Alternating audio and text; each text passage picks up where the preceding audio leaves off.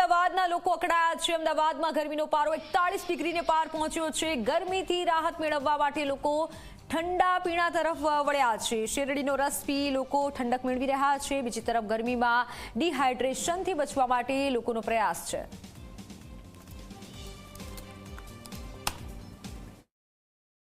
અમદાવાદમાં ગરમીનો પારો 41 ડિગ્રી ઉપર પહોંચ્યો છે અને આ અસહ્ય ગરમીની શરૂઆત છેલ્લા કેટલાક દિવસોથી દેખાઈ રહી છે। ત્યારે આ ગરમીથી બચવા માટે લોકો વિવિધ ઉપાયો કરે છે અને ખાસ કરીને જ્યારે લોકો બહાર કામથી નીકળતા હોય છે ત્યારે પોતાની પાસે ચોક્કસથી એક ઠંડા પીણા રાખે અથવા તો ન હોય તો આ પ્રકારે શેરડીનો રસ કે અન્ય જ્યુસ કે અન્ય પ્રવાહી પીને એક એનર્જી મેળવતા હોય છે, જેથી કરીને ડિહાઇડ્રેશનની અસર ન થાય, ગરમીની લૂ ના લાગે અને પોતાને ગરમીથી સુરક્ષિત રાખી શકાય। આ પ્રકારે શેરડીના જ્યારે ઠેલા લાગતા હોય ત્યારે ચોક્કસથી ત્યાં લોકોની ભીડ પણ જોવા મળે। ત્યારે લોકો સાથે પણ વાત કરીશું, તેમનું શું કહેવું છે। આપ શું કહેશો, ગરમી કેવી પડી રહી છે? પહેલાં અત્યારે હજી ચાલુ થયું છે અને ગરમી ઘણી પડી રહી છે।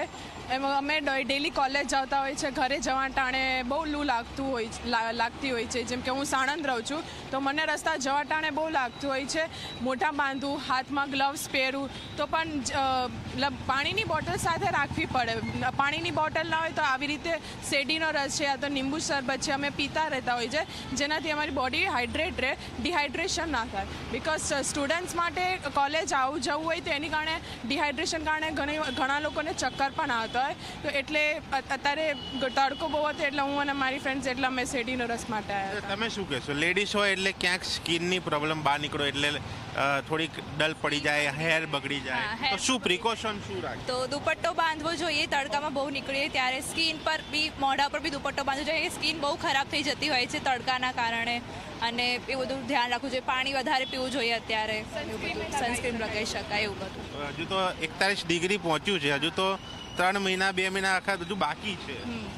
મને લાગે છે કે વધારે થશે તો પ્રોબ્લેમ વધારે થઈ શકે, કારણ કે પાણી પીવું જોઈએ વધારે, અને છોકરાઓ વધારે ધ્યાન રાખવું જોઈએ, નાના બાળકોએ।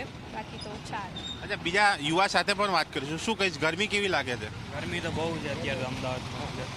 શું કરે છે ગરમીથી બચવા? ગરમીથી બચવા સ્લીવ્સ પહેરવાની, ટોપી નહીં, આપણે જે હોય માસ્ક આવે તે શેરડીનો રસ પીવાનો।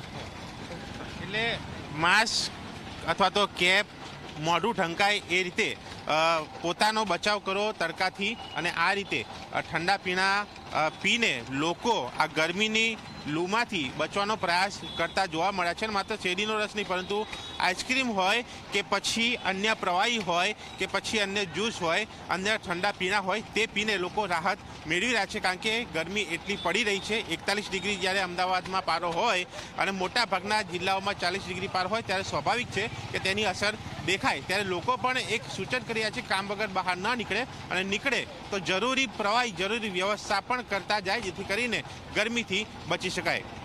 કેમેરામેન અમિત મકવાણા સાથે દર્શન રાવલ, જી મીડિયા, અમદાવાદ।